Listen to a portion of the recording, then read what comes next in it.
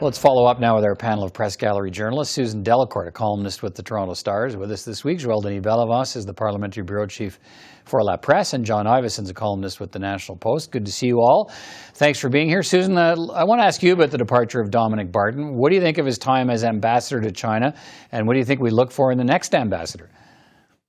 Well, it's funny, only one issue has dominated Dominic Barton's time as ambassador, which he talked about in the interview with the Star, and that was freeing the two Michaels. Mm-hmm. There are tons of other issues going on with China right now, and we've seen that the relationship has to move on to handle some of these things.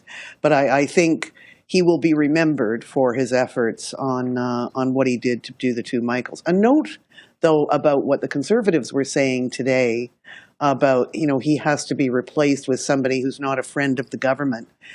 China is one of those appointments where the governments often want a friend of the governments. There are some capitals where your closeness to the government in power is seen as an asset. Washington is one of them.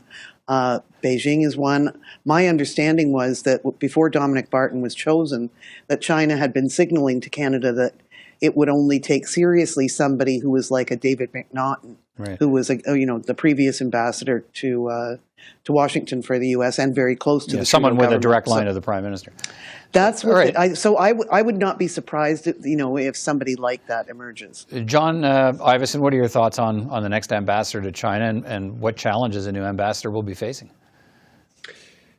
Well, I think that Barton was preoccupied by the two Michaels, but also with boosting trade.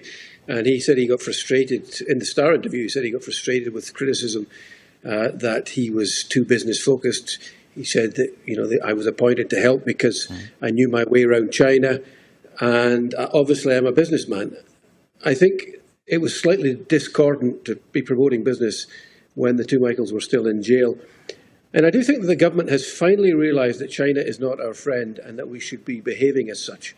I think we're going to see in the next little while a bunch of decisions, including Huawei, including the Winter Olympics, potentially including trade deals, where Canada puts a firm line and makes its position known to the Chinese, and it won't be a position that they like. And I think, former ambassadors, the Conservatives, are all calling for a professional diplomat to be that person, somebody who can speak firmly to the Chinese in a way perhaps that Barton could not, because he was seen as too friendly toward them. Joel-Denis, what are your thoughts on this?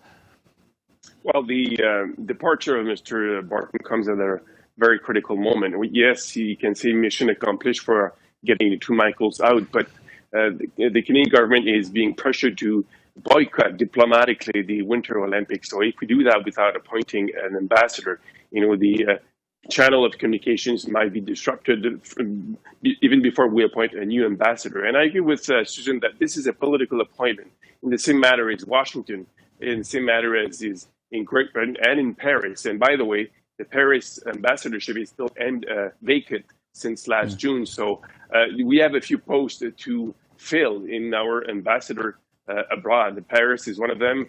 China will be vacant by the end of December, and Saudi Arabia is one of them, in Iraq. So, and in the speech from the throne, I would remind you that the government let it know that it wanted to increase its number of ambassadors abroad, namely in the Arctic region and Indo-Pacific region. So we have a few posts empty, a few positions vacant, and we want to increase the number of ambassadors. So a lot of work for the new foreign affairs ministers.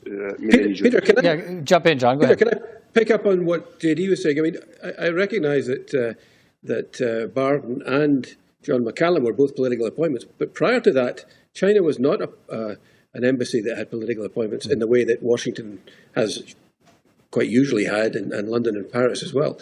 The other thing is that, to back up my point about the Winter Olympics and Barton, he said in the Star interview that we should think very carefully about a diplomatic boycott.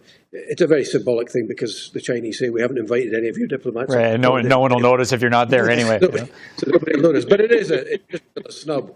And Barton clearly is not on side with that with that strategy, and it does look like that's the way we're going.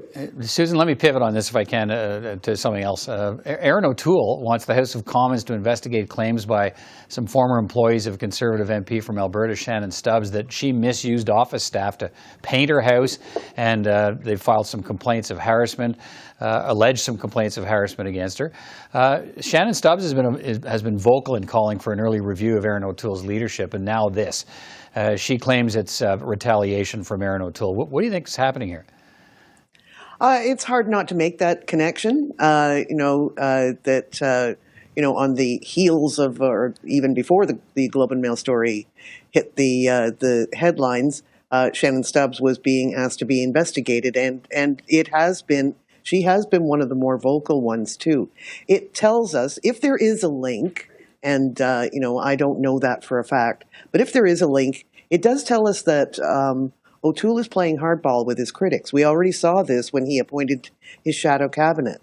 It looks like he is doing whatever he can to take control. And I'm finding it hard to separate this story, which has, as you mentioned, the interesting details about painting her bedroom, which she did say was a surprise gift for her. It's still not right, by the way. But John, how do you see this? Erin O'Toole is suggesting today, look, I just learned about these detailed allegations last week, and I've referred it to the House of Commons because we want to show that we take any of these allegations of workplace harassment seriously. What do you think's happening here?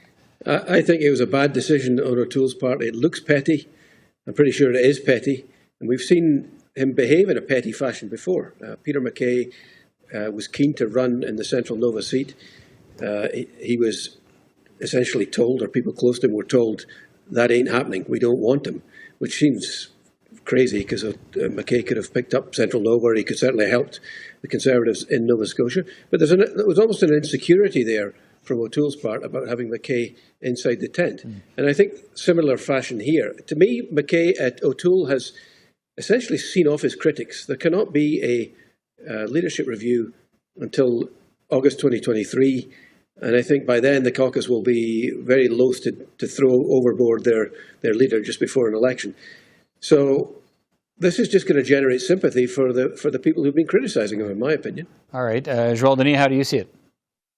Well, Madame Stubbs is a quite popular MP in her region. I've traveled in her riding in 2019 before the federal elections, and my gosh, she was very popular with the people over there. So Mr. O'Toole may try to silence one of her critics, but it may transform her into a political martyr and make her very, very popular within the more hard right ranks in the Conservative Party. So he has to play very carefully his strategy, otherwise it might backfire on him.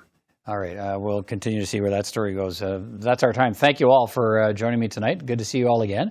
Everybody take care. We'll talk again soon. Thanks, Peter. Thank you, Peter.